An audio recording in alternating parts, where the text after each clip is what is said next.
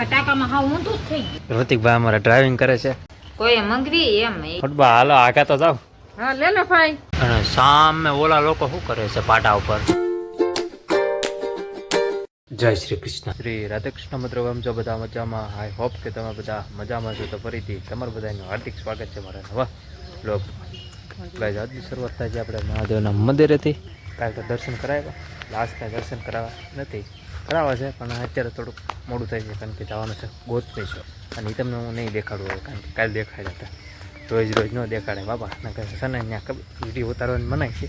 અને કાલે તો બાપા ભીંગ પડી ગઈ છે મને કાંઈ, એટલે આમ બીક લાગતી હતી પણ મહાદેવની એટલી કૃપા ને કે ભાઈ બીક મારી હાવ હોય ગઈ અને કાંઈ છૂઈને ઇન્જેક્શન નથી કરી માર્યું અને બધું આમનામ થઈ ગયું. મજા આવી ગઈ. હાલો એ બધું હમણાં ઘરે જઈને કહું કે હું છું એમ.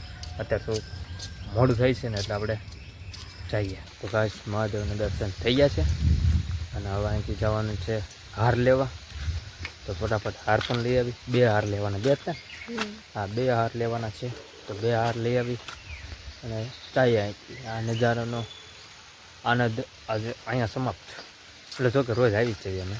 અને પ્રસાદીમાં પણ મસ્તીની કચોરી હતી અને ટોપરા પાક હતું. બહુ મજા આવે રોજ પ્રસાદી. જો અહીંયા અમારે રોજ અહીં ચાલુ જ હોય. જો ગાઈસ, આપણે આમથી આવી બરાબર, આપણે ઘર બાજુથી આપણે આને પાવી અને આમથી આ ગૌતમી શહેર બાજુ જાય બરાબર. આમ પછી આમાં હમણાં પ્રી વેડિંગ કરતા ત્યાં જાય બરાબર. એટલે અહીંથી આમ આવી ને એટલે જો અહીંયા જ જોયો હતો. આ ડેલો છે અને બાજુમાં જ નાગદાદા અમે જોયા હતા. એટલે મજા આવી ગઈ, આનંદ આવી ગયો યાર. અને હવે ચાલો જઈએ. અત્યારે તો કાંઈ મળશે નહીં આપણને, દર વખતે કાંઈ ડોસીમાં ડાળીયા ન આપે. તો ચાલો હવે રસ્તાને એન્જોય કરો તમે.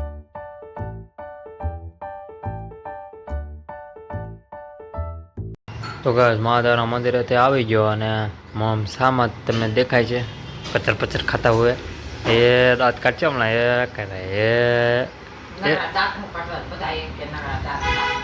કોણ બધા હું એમ કે છે નકરા દાંત જ કાઢતા હો તમે. દાંત કાઢો તો પછી કાઢો જ તે.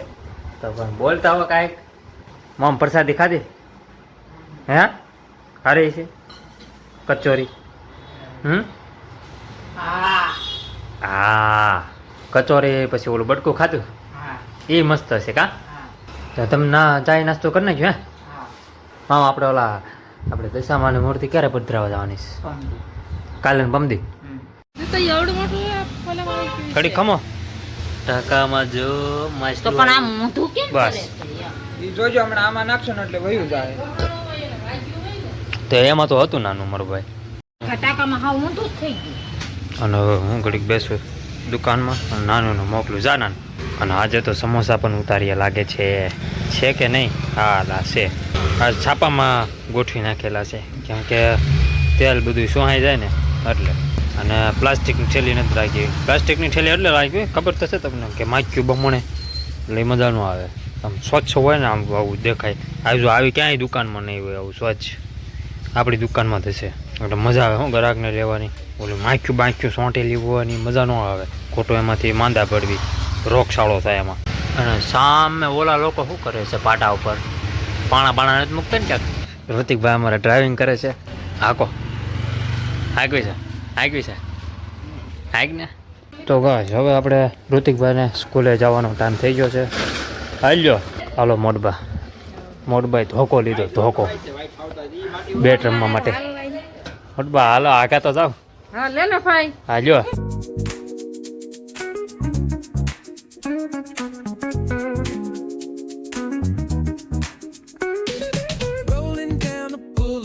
Sun hitting my shades.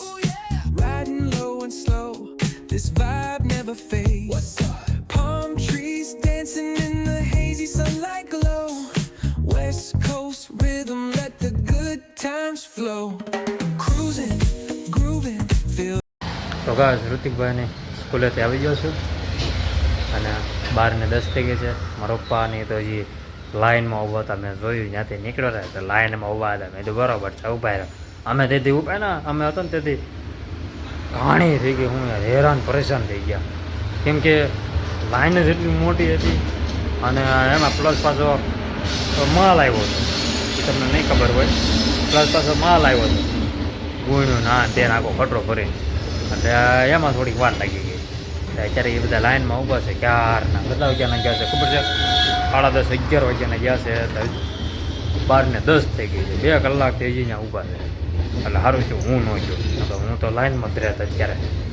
અને ગાડી જો આવડિયા લઈને જો પાર્કિંગ કરી નાખી. એટલે હાલે આવી ગયા લાગે છે.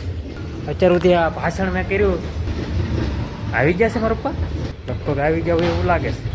અત્યાર સુધી હું વ્લોગમાં હું ભાષણ કરતો હતો, ત્યાં જોઈ જતો પપ્પા ઘરમાં. અરે એ કાંઈ ત્યાં તો ઘરમાં છે હું મારા પપ્પા. હું વ્લોગમાં અત્યારે ક્યારનો હોઉં છું. મેં તો આમ છે ને તેમ છે ને લાઈનમાં અત્યારે મારા પપ્પા ઊભા છે ને ફલાણો. તો એ તો ઘરે છે એ તો એ ક્યાં ના બી આવ્યા? તું ક્યાં ગયો તો?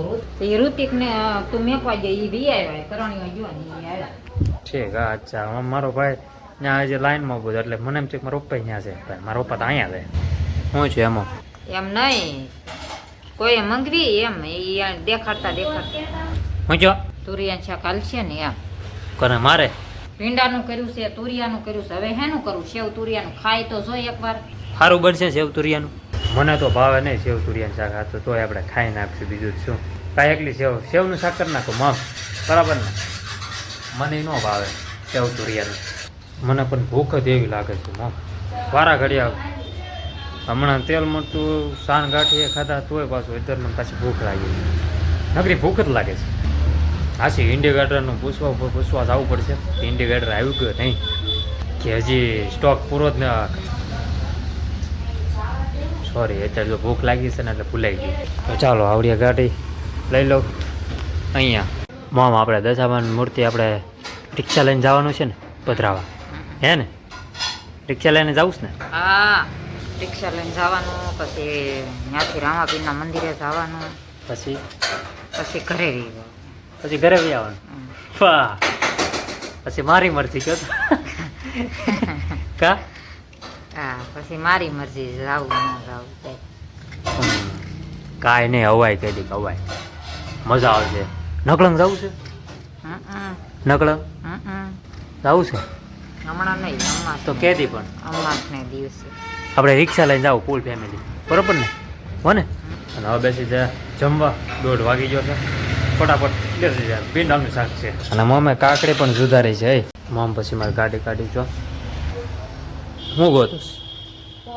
વાતાવરણ થોડુંક બગડ્યું છે. અત્યાર સુધી તો તડકો આવતો જો કેટલાકમાં દે છે. હા મોમ જો બધું કામ કરતા હતા, બાજરો સારો કરતા હતા. મેં તો મારી ગાડી કાઢવાની છે તો હું કાઢી નાખું ગાડી. કઈ ગાડી કાઢ્યું? માલ લેવા જવાનું છે? કાંઈ ખબર નહીં. કાંઈ ખબર નહીં.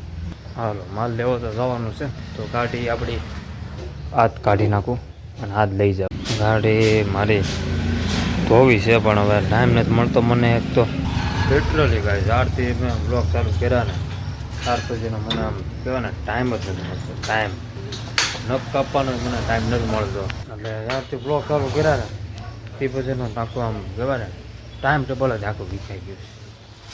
નથી આમ કાંઈ હરખો ટાઈમ મળતો મને. મારું રોજનું રૂટિન શું હોય ખબર તો છે તમને? એ જાગવાનું, પછી નાઇટનું કન્ટેન્ટ વિચારવાનો, બરાબર? પછી આ બધાને લેવાના, બધું એવું બધું કરવાનું, કાંઈક ને કાંઈક વિચારવાનું. અને હા ને તે આમને આખો દી વયો જાય અને હાન પડે ત્યાં એડિટિંગ. હા હા, એટલે હાન પડે ત્યાં પાછું એડિટિંગ કરવાનું છે. ત્યાં એમાં મારો ટાઈમ વયો જાય. એડિટિંગ રહી પાછું અપલોડ કરવાનું. ડાઉનલોડ થતા કલાક થાય, પછી અપલોડ થતા કલાક. એટલે મારે મિનિમમ આખવાથીમાં કહેવાય ને કે ટાઈમ જ નથી મળતો. મને ન કાપવા હોય તો એ વિચાર કરવો પડે કે હવે તો આવું છે બધું. બ્લોગરની લાઈફ આવી હોય એ હવે ખબર પડી. જો આ તો આપણું કામ છે એટલે આપણે તો કરવાનું જ છે. મારે ડેલી રૂટિન અને ડેલી લાઈફ તમને મારે શેર કરવાની છે તમને લોકોને. તો મારા ઘરમાં મારી લાઈફમાં શું ચાલી રહ્યું છે, ઘરમાં શું ચાલી રહ્યું છે એ બધી મારે તમને શેર તો કરવી જ પડે. નારે ના તૈયારી છે. ચાલો મોટબા જો હા મેરા અમારા ડેલી રૂટિનના કિરદાર મોટબા જોઈ રહ્યા. કિરદાર એમ કિરદાર મારા બ્લોગમાં દાદા ભાગે તમે, મોમ અને રોતી અને હું રોજ હોય એમ આપણે બધા. તમારે કેટલું? તો આવું છે બધું. તો ચાલો કહે છે હવે જવાનું છે ઋષિકને મૂકવા. પછી બીજું પણ કામ છે અને બીજું પણ કામ છે એ તમને હું ન કહી શકું. હાલો બધા કામ ઓકે થઈ ગયા છે, બધું કામ. ઋતિકને લઈ આવે ચારનો એમાં પાછા મારું મેં પૂછે ઋતિકને લેવા નહીં ગયો તો આ મેરો ખાય. ઋતિકને લઈ આવ્યો, બધું કામ થઈ ગયું. હવે ઘડીક ધાબા પર બેસું અને કેમ કે માલ લેવા હજી જવાનું છે.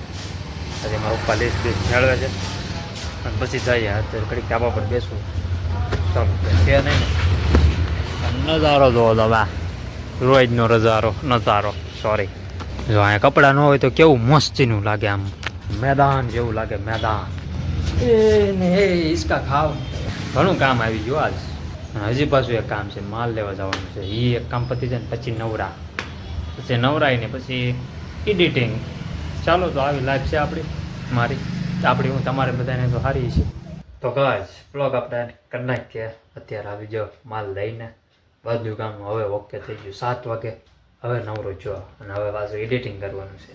એટલે હજી નવરો તો નહીં તો હું નવરો લગભગ હાવ નવરો ક્યારે થાવ ખબર, 9:30 10 નવરો થાવ. કારણ કે હવે વહેલા એને કરું છું બ્લોગ એડિટિંગ, કે મારે બપોરે અડધું પતી જાય એટલે વાંધો ન આવે.